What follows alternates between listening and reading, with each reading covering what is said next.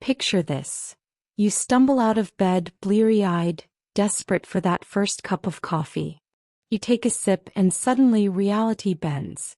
Your veins light up like fire, your senses sharpen to a razor's edge, and for 5 glorious minutes you're unstoppable.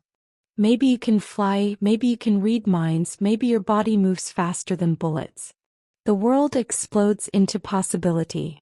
That boring commute? You're soaring over traffic. That pile of emails? Answered in seconds with superhuman speed. For 5 minutes you're a god walking among mortals. But then, just as the power peaks, it hits, the crash. A spectacular, bone-deep collapse that leaves you gasping, drained, maybe even trembling on the floor. And just like that, coffee isn't just a morning ritual anymore. It's the most dangerous substance on Earth. At first, society would turn into chaos. Cafes would be packed with adrenaline junkies desperate for their 5-minute fix. Imagine a barista handing over a latte knowing the customer is about to leap into the stratosphere or bench press a car in the parking lot. Cities would be redesigned around it. Padded sidewalks, crash zones, emergency nap pods for those collapsing in the aftermath. Hospitals would overflow with caffeine come-downs. People shaking, hallucinating, even passing out in the middle of the street. But no matter how bad the crash, people wouldn't stop. Because who could resist 5 minutes of invincibility? The economy would shatter and rebuild in bizarre ways. Productivity could skyrocket in bursts, with workers scheduling their coffee breaks for maximum effect. Need a building constructed? Hundreds of laborers down espressos simultaneously, erecting a skyscraper in minutes, then collapsing in heaps around the foundation.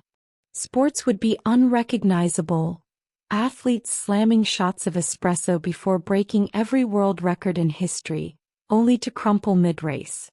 Imagine the Olympics where the 100-meter dash is run in a blink, followed by an entire stadium of superhumans fainting at once. Rules and regulations would scramble to catch up. Governments torn between banning coffee for safety and exploiting it for power. Of course, the military would get involved. Armies of coffee-fueled soldiers charging into battle, moving faster than drones, tearing through defenses, then collapsing in waves as the caffeine wore off. Wars wouldn't last months anymore. They'd be fought in frantic 5-minute bursts, the world reshaped by the timing of a coffee break. Black markets would explode with experimental brews promising longer highs or gentler crashes, each one riskier than the last. Addiction would spiral out of control, not just for the taste but for the thrill of touching godhood again and again, no matter how devastating the fall. But what about ordinary life? Families gathering not for dinner but for coffee time, everyone drinking together to share a fleeting moment of collective power. Artists painting entire masterpieces in 5 minutes of blinding inspiration, then slumping unconscious with a brush in hand.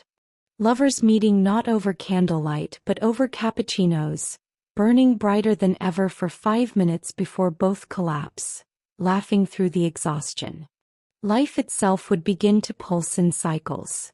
5 minutes of impossible brilliance, followed by valleys of recovery, society oscillating between godlike peaks and fragile crashes. And then comes the question, what would this do to us as humans? Would we become creatures defined by the highs, always chasing that next sip, unable to accept the dullness of normal life in between? Or would we learn to live in rhythm with the crash, redefining what it means to be strong, not in the superpowered moments but in surviving the fall afterward? In this world, coffee wouldn't just wake you up.